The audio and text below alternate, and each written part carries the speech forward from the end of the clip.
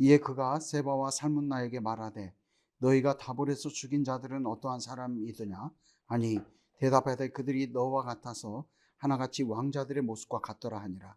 그가 이르되 그들은 내 형제들이며 내 어머니의 아들들이니라. 여호와께서 살아계심을 두고 맹세하노니 너희가 만일 그들을 살렸더라면 나도 너희를 죽이지 아니하였으리라 하고 그의 맏아들 여델에게 이르되 일어나 그들을 죽이라 하였으나 그 소년이 그의 칼을 빼지 못하였으니 이는 아직 어려서 두려워함이었더라. 세바와 살문나가 이르되 네가 일어나 우리를 치라. 사람이 어떠하면 그의 힘도 그러하니라 하니 기드온이 일어나 세바와 살문나를 죽이고 그들의 낙타목에 있던 초승달 장식들을 떼어서 가지니라. 아멘. 하나님께서는 이스라엘 백성을 가나안 땅으로 인도해 주시고 이스라엘 백성이 하나님의 통치를 받는 하나님만을 섬기는 그러한 백성이 되라고 말씀해 주셨습니다. 그러나 이스라엘 백성들은 먹고 사는 그런 문제 때문에 가나안 땅의 우상들, 다시 말해서 바알들과 아세라들을 섬겼고 이런 내용이 사사기가 진행되어지는 350년 동안 계속 이렇게 진행되고 있음을 우리가 보고 있습니다. 그래서 하나님께서는 주변 나라들의 그 압제와 학대를 통해서 이스라엘 백성들에게 하나님만이 온전히 그들의 모든 삶을 책임지시고 또한 그 이스라엘의 땅 혹은 하나님의 나라를 이루시고 더불어서 그 일을 이루실 메시아를 보내시는 분이 하나님이시다라는 것들을 계속적으로 강조해 주셨습니다. 아무튼 이런 사사기의 시간 동안 지금까지 이렇게 진행되어졌던 사사들은 우리가 아는 것처럼 그 온니엘부터 시작해서 그 다음에 에훗 왼손잡이, 그 다음에 드보라, 그 다음에 삼갈, 그리고 오늘의 기드온까지 이렇게 5명이 이루어지고 있습니다. 그래서 이제 그 온니엘, 에훗, 삼갈, 드보라, 그 다음에 기드온까지 있어서 지금 5명째 사사들이 주변의 나라들로부터 압제받고 학대받는 그런 상황 속에서 하나님께서 그들을 사사로 세우시고 그리고 이스라엘 백성들이 우리를 구원해 주십시오라고 하나님께 간구했을 때에 그 주변 나라들의 압제와 학대로부터 구원해 주시는 그런 어떤 반복되는 스토리를 하나님께서는 계속적으로 이루어가고 보여주고 계신 겁니다. 당시 이스라엘 백성들은 자신의 풍요와 번영이 바알과 아세라 목상을 섬김을 통해서 주어지는 줄로 착각을 하고 그것 때문에 열심히 하나님도 섬기는 듯 하면서 하나님께서 철저하게 그 거짓되고 가증한 것이니 하지 말라고 했던 그 우상 숭배를 계속 이어져 가고 있었던 것입니다. 기드온 때도 마찬가지였었어요. 그래서 이제 그 부분들에 대해서 하나님께서 이스라엘 백성들을 이렇게 돌이키게 하기 위해서 이 동방의 민족들, 특히나 그 미디안 족속들, 아말렉 족속들, 그 다음에 동방의 민족들을 이렇게 요단강을 건너 들어와서 그 사마리아와 갈릴리의 그 중간지대에 있는 이스라엘의 그 평지, 골짜기라고도 하는데 평지, 무기또 평야, 그곳에서 진을 치고 그 아주 풍요로운 그 땅들을 다 차지하도록 해 주셨죠. 그러다 보니까 그 거기에 살고 있던 이스라엘 백성들은 다 산으로 도망가서 구덩이나 굴을 파고 식량을 저장하고 자기들끼리 산 위에서 모여 사는 그런 일들이 있었었죠. 그러다가 너무 그런 상황이 이제 힘들고 어려우니까 그들은 어떤 생각까지 하냐면 하나님께서 우리를 버렸다라고 생각을 해요. 기드온이 나중에 여호와의 사자 앞에서 이렇게 고백하는 그런 내용들을 근거해 보았을 때 기드온 역시도 그런 생각을 갖고 있었고 이스라엘 백성들도 그런 생각을 갖고 있었었죠. 그래서 하나님께서 우리를 완전히 버렸다라는 그런 생각까지 갖고 있던 그 상황 속에 하나님께서는 이스라엘 백성들이 그 와중에서도 그 빨리 이런 압제와 학대로부터 우리를 구원해 주십시오라고 간구했던 그 기도의 소리를 듣고 그 기드온을 사사로 세우시는 거죠. 근데 이제 기드온을 사사로 세우시는 그 과정 속에서도 기드온은 미디안 사람들의 그 약탈, 그러니까 미디안 진영의 사람들은 미디안 족속들, 아말렉 족속들, 동방의 민족들이 자기들의 가축들을 다 몰고 와서 그 풍요로운 땅, 정말 하나님이 심는다라는 이름의 뜻을 가지고 있는 이스라엘 그 평야 지대를 다 차지하고 이스라엘 백성들이 그동안 열심히 경작했던 그 농작물 가축들에게 다 뜯어먹도록 하고, 그 다음에 거기에 있던 이스라엘 백성들에게 가가지고 가축도 다 자기 거 삼아버리고 식량도 다 뺏어버리고, 그러니까 이스라엘 백성들은 그들을 피해 산으로 도망을 가서 거기에서 살 수밖에 없는 그런 상황이었거든요. 그러다 보니까 그 7년의 시간 동안에 너무 힘들고 어려우니까 하나님 우리를 좀 구원해 주십시오 이렇게 기도하니까, 그때 이제 하나님께서 너희들이 우상을 섬겼다라는 것을 하나님의 사람을 보내서, 선지자를 보내서 알게 하시고, 그 이후에 이제 기드온을 사사로 세우셔서 하나님께서 이제 그 미디안의 진영의 그 동방 민족들을 이렇게 무찌르는, 이렇게 쫓아내는 그런 어떤 내용들로 이제 이야기가 이렇게 진행되고 있는 그런 내용들을 우리가 볼 수 있죠. 근데 이제 기드온은 초반부부터 어떤 모습이냐면 굉장히 두려움이 많은 그런 모습으로 보여져요. 근데 그 기드온에게 여호와의 사자가 찾아오셔서 그 모세와 여호수아에게 했던 것처럼 내가 너와 반드시 함께할 것이다. 그러니까 너는 내가 주어진 그 사명을 통해서 네가 미디안 진영으로부터 이스라엘 백성들을 이렇게 구원하는 일에 있어서 나의 도구가 될 것이다. 그 일을 이루는 데 있어서 내가 반드시 너와 함께 하겠다. 이렇게 말씀을 주셨을 때 그 말에 대해서도 정확하게 신뢰하지 못하고 그가 이제 잠깐 계십시오. 내가 재물을 가져오겠습니다. 그렇게 이야기를 하잖아요. 근데 그 재물은 바로 어떤 재물이었냐면 아벨이 하나님 앞에 드려서 연락받았던 그 재물을 자기가 가져온다라고 이야기를 했어요. 그리고 이제 이 내용이 보니까 히브리서 11장 32절에 나와요. 그 32절에 거기에 보면은 뭐라고 나오냐면, 그 히브리서 11장은 믿음의 장이라고 하거든요. 근데 거기에 아벨이나 그 다음에 에녹이나 그 다음에 누구예요? 아브라함이나 그 다음에 노아나 이런 모든 사람들이, 기생 라합이나 다 믿음으로 그들이 하나님으로부터 구원을 받고 하나님의 귀한 일들을 이 믿음을 갖고서 감당했다라는 그 내용이 쭉 설명이 되어지는데, 그 되어지는 그 과정 속에서 32절과 33절에 보면 역시 이 기드온이나 그 다음에 삼손도 마찬가지로 그 동일한 그 믿음을 가지고 그들이 그 미디안을 쫓아내기도 하고 미디안과 싸우기도 하고, 그 다음에 하나님의 어떤 그 부여해 주신 그 사명을 감당할 수 있었다라는 그 내용으로 설명이 되어져요. 기드온이 가지고 왔던 재물이 아벨의 재물과 같은 동일한 단어였고, 그가 과연 그 속에서 무엇을 의미하는 행위가 그 속에 내재되어 있는가, 이 내용을 살펴보았을 때 그때 기드온은 땅에 대한 약속과 메시아에 대한 약속, 그 약속에 대해서 이 사사기 시대 때에도 여전히 하나님께서는 계속 그 일을 성취해가고 이루어가고 계신가라는 의문에 대한 어떤 확답을 얻고자 했던 의지 속에 그런 행위를 했다라고 제가 설교를 했었는데, 히브리서 11장 32절과 33절을 근거해 보았을 때 아벨이 드렸던 믿음의 제물, 그 다음에 노아나 그 다음에 수많은 사람들, 예수 그리스도가 메시아로서 이 땅에 오실 것들에 대한 마음, 하나님의 어떤 말씀, 그거를 마음에 새기고 그 말씀에 의해서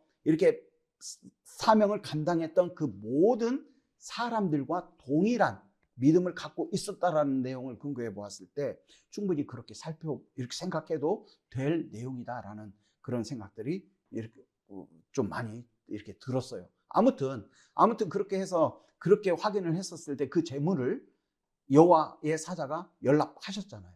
그리고 나서 그에게 아버지의 그 바알 제단 다 부숴라, 다 부쉈고 아세라 목상 찍었죠. 7년 된 살찐소 그 새로운 제단을 그곳에 만들어서 번제로 드리라. 그리고 아세라 목상을 번제를 드리는 데 있어서 그 불태우는 도구로 써라 해서 다 보여주셨잖아요. 그래서 그것 자체는 뭐냐면 기드온뿐만 아니라 모든 사람들에게 너희들의 풍요와 번영은 이 바알과 아세라 목상에게서 오는 것이 아니라 바로 그거는 아무것도 어떤 영향력도 발휘할 수 없는 나무 막대기와 똑같은 것들이고, 오로지 너희들에게 풍요와 번영을 가져다 주는 분은 살아계신 하나님이심을 보여주는, 알려주는 그런 계기가 됐다라고 볼 수 있는 거죠. 그래서 그 이후에 기드온에게 하나님께서는 여호와의 영을 이렇게 입혀 주셨어요. 여호와의 영이 그 사사 이 시기에는 사사들에게 여호와의 영이 입혀지는 거거든요. 그러니까 구약 시대에는 하나님으로부터 이렇게 부름받은 어떤 제사장, 왕, 선지자, 사사들에게는 여호와의 영이 그들에게 입혀졌어요. 그래서 하나님께서 뜻하시는 그들을 통해 이루고자 하시는 그 일들을 이루도록 하셨었죠. 그 여호와의 영이 지금 우리에게는 성령인 거죠. 근데 성령은 죄인됨을 깨닫고 예수 그리스도를 구주로 영접하면 성령이 내 안에 오시거든요. 그리고 오신 그 성령은 항상 우리와 함께 내주하셔요. 그럼 우리는 참 복된 시간을 갖고 있는 건데, 이 구약 시대에는 하나님께 특별하게 이렇게 부름을 받은 자들, 혹은 하나님께서 특별하게 그들을 사용하고자 원하실 그때에만 하나님께서 여호와의 영을 그들에게 일시적으로 부어주셨어요. 그래서 그 일을 감당하도록 하신 거죠. 그래서 기드온에게도 마찬가지로 이스라엘의 사사로 세우시고자 이렇게 하시면서 그 여호와의 영을 이렇게 입혀 주신 거죠. 그래서 이제 그 여호와의 영을 입힘을 받은 기드온은 그 이제 나팔을 불었고, 나팔을 부는 그 의미는 전쟁을 이렇게 시작한다라는 그런 의미 또한 포함되어 있어요. 기드온은 므낫세 지파이고 그 아비에셀의 가문의 사람이었어요. 므낫세 지파 중에 아비에셀 가문의 사람이었거든요, 기드온은. 그러니까 이제 나팔을 부니까 이 아비에셀 가문, 자기의 친척, 가까운 사람들이, 가까운 친척들이 다 모여서 내가 기드온 당신과 함께 하겠다라고 한 거죠. 그래서 이거는 기드온의 어떤 특별한 리더십이 있고, 그 다음에 그가 어떤 특별한 그 능력을 사람들에게 보여서라기보다도 여호와의 영이 그에게 임함으로 말미암아 하나님께서 그를 통해 이루고자 하시는 그 사명을 하나님께서 그 기드온을 도구 삼아 이루어가고 계심을 보여주신 거라고 우리는 볼 수가 있는 거예요. 모인 이후에 이 기드온은 다시 그 므낫세 지파, 그 다음에 아셀 지파, 그 다음에 납달리 지파, 그 다음에 스불론 지파, 이 사람들에게 그 여러 명의 그 사신들을 보내요. 보내서 뭐라고 하냐면, 우리 지금 여호와 하나님께서 미디안으로부터 이 이스라엘 백성들을 구원하고자 원하시는데, 우리가 그 미디안 사람들을 대항해 싸우고자 원하니까 원하는 사람들은 다 모여라. 이렇게 해서 군인들을 뽑게 되는 거죠. 그래가지고 아무튼 그렇게 해서 300명의 이제 용사만을 딱 뽑아서 이 미디안 사람들 13만 5천 명을 대항해서 싸우는 그런 싸움이 이제 벌어지는 그런 상황이 되었습니다.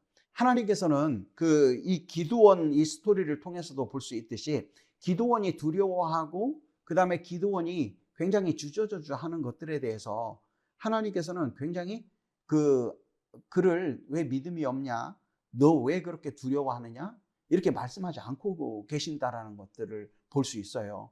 그리고 그 기드온이 그 순간에서 믿음 없는 그런 모습, 그 다음에 확신에 서지 않는 모습, 그 다음에 어떤 그 확신을 얻기 위해서 하나님 앞에 어떤 표징을 구하는 그 모습에 대해서 하나님께서 하나의 어떤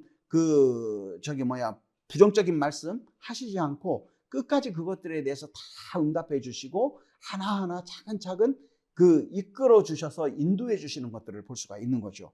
그리고 이제 또 하나, 므낫세 지파, 아셀 지파, 스불론 지파, 납달리 지파에서 그리고 이제 모였던 3만 2천 명이 종국에는 이제 300명까지 되는데, 그 과정 속에서 하나님께서 왜 그들의 숫자가 많다고 했었는가, 이 부분에 대해서 우리를 한번 봐야 되는 거죠. 지난번에도 말씀드렸던 것처럼. 왜 그러냐면 하나님께서 뭐라고 말씀하시냐면, 히브리어 성경 원문에 보면은 그들이 내가 보는 앞에서 스스로를 영화롭게 여기고 자기가 그 모든 일들, 미디안 진영들과 싸워서 이겼다라고 자랑할 것에 대한 두려움을 가졌다라는 거예요. 그러니까 이 인간이라는 것 그 자체가 죄로 전적으로 인해 타락했기 때문에 하나님의 도구가 되어지는 그 상황을 지나다가 어떤 형통의 결과를 얻게 되었을 때 충분히 어떤 존재로 전락해 버릴 수 있냐면 전적으로 죄로 타락한 인간이기에 하나님이 그 어느 순간 도구가 되어버리는, 있을 수 없는 그런 일들이 있을 수 있다라는 거죠. 그래서 하나님께서는 그거를 두려워해서 그 300명, 3만 2천 명이 아니라 300명의 작은 숫자를 이렇게 뽑아서 정말 대항해 싸워서 이길 수조차 없는 그 상황 가운데 그들이 하나님의 능력으로 이 승리가 주어졌음을 보여주시기 위해 그 300명을 뽑아서 그 일을 이루셨다라는 것들을 보여주시는 거죠. 그러면서 이제 우리가 믿음 생활하면서 우리가 기도의 응답으로 어떤 걸 얻고 또 우리가 예측지 못했지만 하나님께서 우리에게 베풀어 주신 큰 은혜가 우리의 삶 속에 주어졌을 때 우리는 이 기드온의 스토리 속에 나타난 이 말씀 3만 2천 명을 택하지 않고 300명을 작은 숫자를 뽑으셨던 그 하나님의 의중을 늘 우리의 마음속에 갖고 있어야 되는 것이 굉장히 중요한 것 같아요. 그래서 우리 스스로가 행여나 하나님이 주신 형통 혹은 예측지 못했던 하나님의 큰 은혜를 받았을 그때에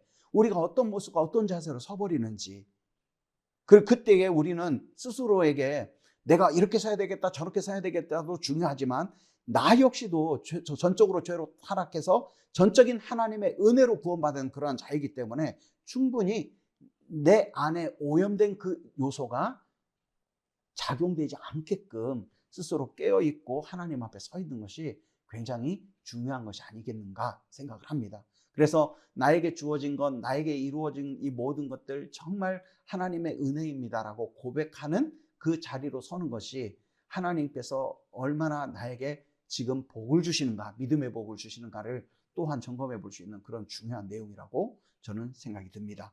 그래서 아무튼 그렇게 해서 이제 미디안과의 전쟁을 해요. 근데 전쟁을 하는데 기드온이 300명을 세 파트로 나눠요. 그래가지고 그 기드온과 함께 100명, 그 다음에 100명, 100명씩 나눠서 그들에게 그 나팔과 그 다음에 항아리와 횃불을 이렇게 전달해 줍니다. 그래서 오른손에는 나팔을 들고 왼손에는 횃불과 그 안에 항아리를 들도록 했어요. 그래서 기드온이 그 300명의 용사들에게 뭐라고 이야기를 하냐면 나와 함께한 그 100명의 사람들이 미디안 진영으로 이렇게 갔는데 갔는데 그때에 이 항아리를 나팔을 불고 항아리를 깨고 횃불을 이렇게 들고서 그 하나님을 위하여 기드온을 위하여 외치면 너희들도 똑같이 따라서 해라 이렇게 합니다. 그래서 그 300명의 용사들이 이제 뭐 미디안 진영을 어떻게 에워쌌는지는 모르겠지만 에워싸고 기드온이 그렇게 하자, 기드온과 함께한 그 용사들이 그렇게 하자 나머지 부류들도 다 그렇게 합니다.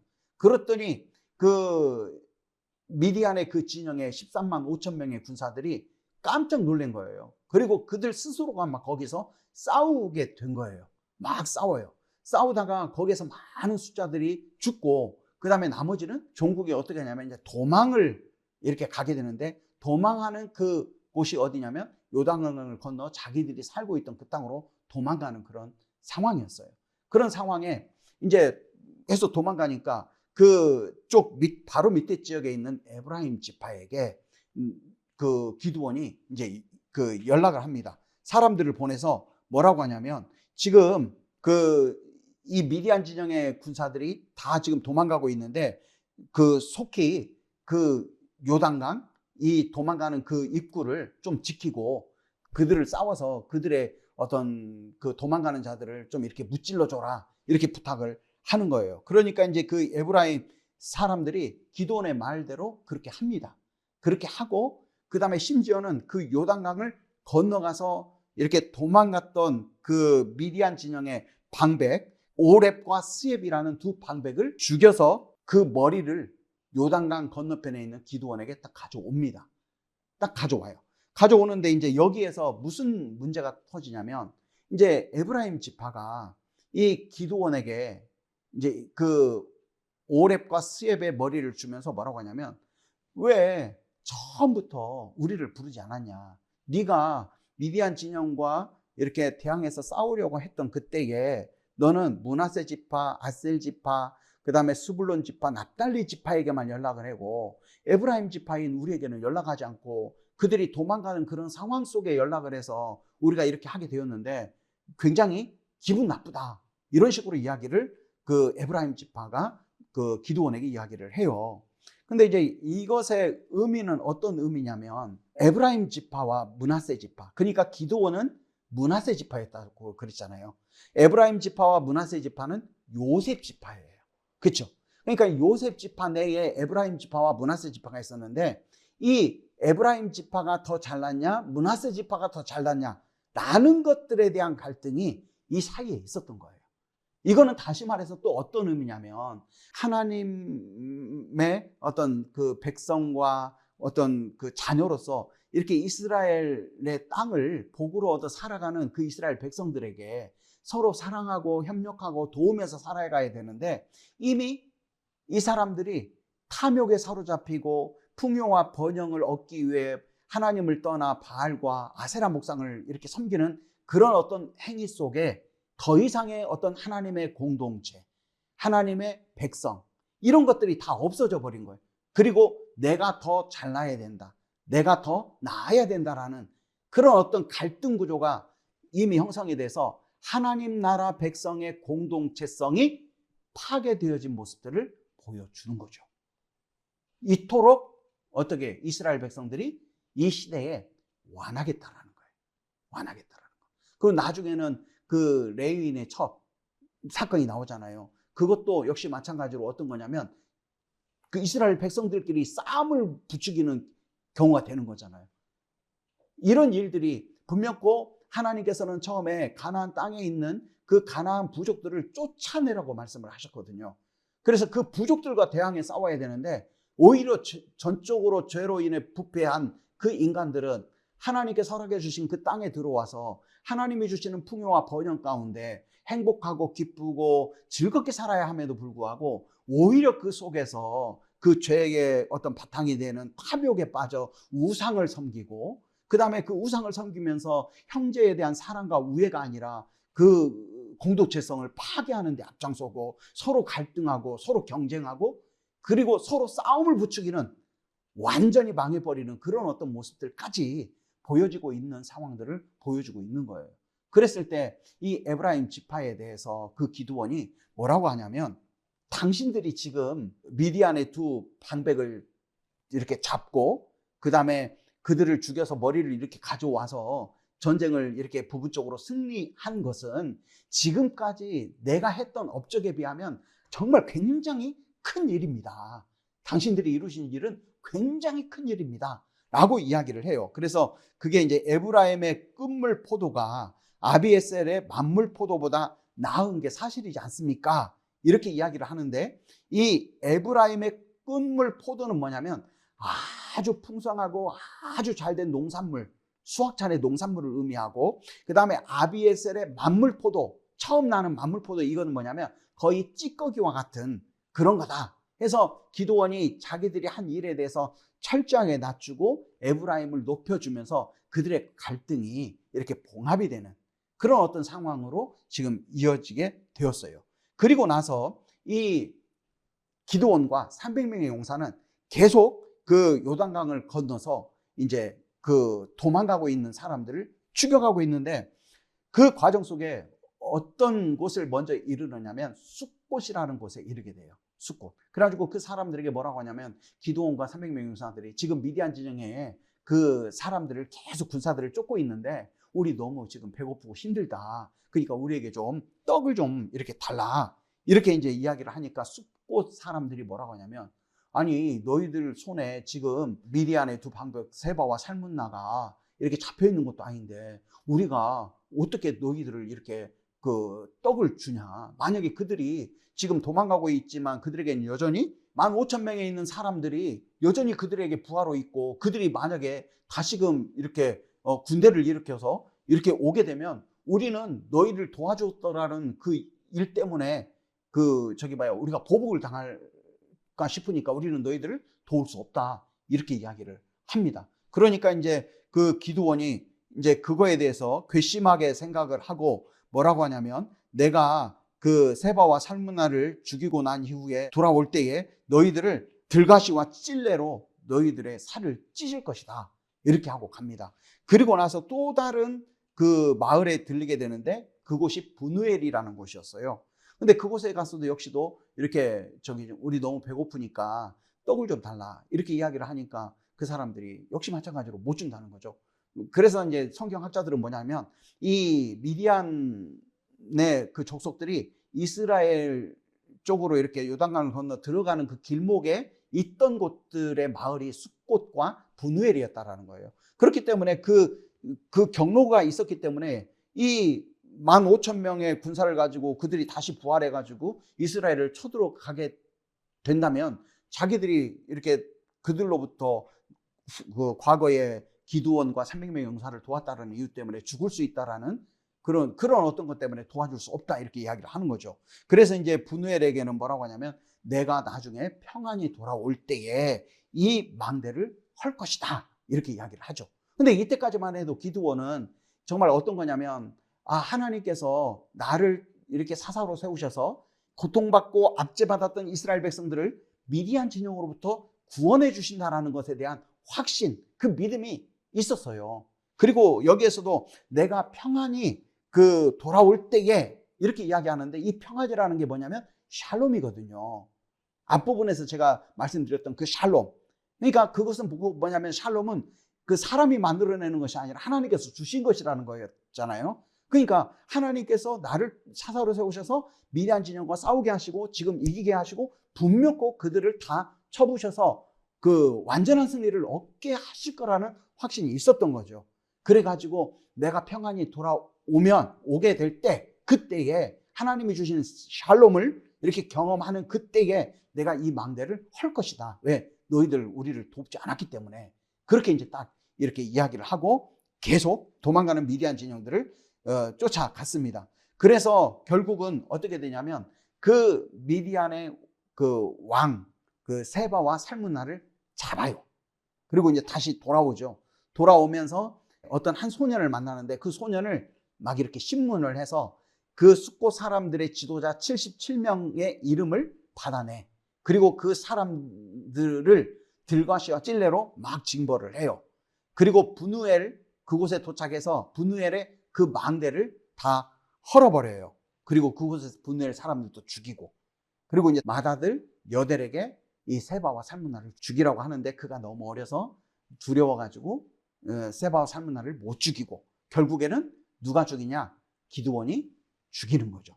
죽이면서 어떻게 하냐면 그 세바와 살문나가 타고 있던 낙타 목에 있던 초승달 장식들을 떼어서 가져가는 거예요. 근데 이게 이제 어떤 의미냐면 신명기 7장 25절에 보면 하나님께서 이방의 우상들, 그것들이 금으로 입혔든지 간에 은으로 입혔든지 간에 그것들을 절대 취하지 말라고 말씀하셨거든요. 왜냐하면 그것은 너희들에게 올무가 된다고 말씀하셨고 아주 그것은 하나님 앞에서 가증한 것이라고 말씀하셨어요. 근데 그 세바와 살문나가 타고 있던 낙타의 목에 걸고 있었던 초승달 장식들을 떼어서 가져가는 거죠. 이 초승달 장식들은 무엇을 의미하냐면 이 세바와 살문나가 그 부족들이, 그 미디안 족속들이 섬기던 달신을 의미해요. 그러니까 그것도 우상인 거죠. 근데 그거를 취했어요. 하나님께서 그 자신을 사사로 세우셔서 그 하나님께서 승리를 이렇게 주셨잖아요. 주셨는데 그 자신의 맏아들 여델에게 세바와 살문나를 죽이라고 하는 것은 어떻게 보면 그 자기의 영광을 드러내기 위한 하나의 행위였지 않았을까라는 생각이 들었어요. 그리고 차츰 기드온이 여기서부터 무너져요. 그 이후에 나오는 부분이 이제 사람들이 세바와 살문나를 딱 죽이고 미디안 진영의 군대를 다 쳐부수고 나니까 너와 너의 후손들이 우리의 왕이 되라 했었을 때 그 기드온이 아니다, 여호와 하나님만이 이스라엘 백성들의 왕이다라고 고백을 하는데 그 마음 이면에 왕 같은 그런 내용들이 많이 있어요. 앞으로 보면. 근데 그 시작이 무엇이라고 생각이 드냐면 이 부분인 거예요. 세바와 살문나를 죽이라고 여델에게 시켰던 것. 그것은 뭐냐면 이 세바와 살문나에게 욕을 보이기 위한 거고, 그 다음에 동시에 자기의 어떤 용맹스러움, 용감함, 이런 것들을 이렇게 보이기 위한 그런 내용이 아니었는가라는 생각이 들고, 두 번째로는 그 세바와 살문나가 타고 있던 낙타의 목에 있는 초승달 장식을 떼갔다라는 건 뭐냐면 바로 그 하나님께서 말씀하신 그 말씀을 어기면서까지 자기가 탐욕을 갖고 있던 것들을 이렇게 절제하지 못한 모습을 보여주는 거죠. 자, 이 내용까지 해서 오늘의 내용인데, 우리가 보면 기드온은 참 두려움이 많은 사람이에요. 그래서 확인을 여러 번 했어요. 그리고 히브리서 11장 32절의 말씀처럼 그 기드온이 믿음을 가지고 그렇게 미디안 족속들을 대항해 싸웠다라고 해서, 그 믿음은 곧 아벨이 가졌던 믿음, 노아가 가졌던 믿음, 아브라함이 가졌던 믿음, 기생 라합이 가졌던 그런 믿음이었다라고 이렇게 하나님께서는, 또 성령 하나님께서는 히브리서에 기록을 하고 있어요. 근데 그가 그런 어떤 것들에 대한 느낌과 깨달음, 확신, 확증, 그리고 심지어는 여호와께서 정말로 나와 반드시 함께 하겠다라는 그 말씀, 또 능히 말씀하셨던 그 모든 것들을 이루어 주셔서 여호와 샬롬을 경험케 하실 것이다라는 확신까지 있었던 자가 종국에 그 세바와 살문나 해서 미디안 진영의 군대들을 완전히 무찌르고 난 이후에 그가 세바와 살문나가 타고 있던 낙타들의 목에 있던 초승달을 취하면서 그가 어떤 마음으로 그러한 행위를 했겠는가, 이렇게 살펴보면 이렇게 중간에 말씀드렸던 것처럼 우리가 하나님께서 이루어 주시는 그 형통함 속에 과연 나의 모습, 그 다음에 나의 마음이 어떻게 서 있는 건가 라는 것들에 대해서 굉장히 심도 있게 생각을 해봐야 된다는 거죠. 하나님께서 염려했던 것이 뭐였어요? 그 32,000명의 군사가 모였을 때 자기들이 스스로의 능력으로 그렇게 했다고 자랑할까 두려워했다라는 거죠. 어떻게 보면 그 두려움이, 그 염려가 지금 기드온의 모습을 통해서 보여지고 있는 거 아니겠어요? 그토록 이스라엘 백성들이 어떻게 죄로 인해 전적으로 타락했다라는 거예요. 이 내용들을 접하면서 나는 그렇지 않을 것이다. 하나님, 나는 그렇게 되지 않기를 원합니다. 물론 그런 기도도 필요하겠죠. 그렇지만 우리가 충분히 인간이 이룰 수 있구나, 꼭 이렇게 보셔야 돼요. 그리고 나서 또 하나는 뭐냐면 정말 끝없이 사랑을 베풀어 주시고 인내를 베풀어 주시고 끝없이 택한 하나님의 백성이 하나님의 사람으로 온전히 서기를 그 무엇보다도 원하시는 하나님의 강렬한 어떤 사랑, 이것들도 우리가 함께 헤아려 보면서 우리가 하나님 앞에 이렇게 우리의 삶들을 이렇게 기뻐하며 즐거워하며 그 다음에 하나님을 영화롭게 하는 데 있어서 이렇게 방향을 맞추고 살아가는 것이 얼마나 의미 있고 중요한 것인가, 이런 생각을 하게 되었습니다.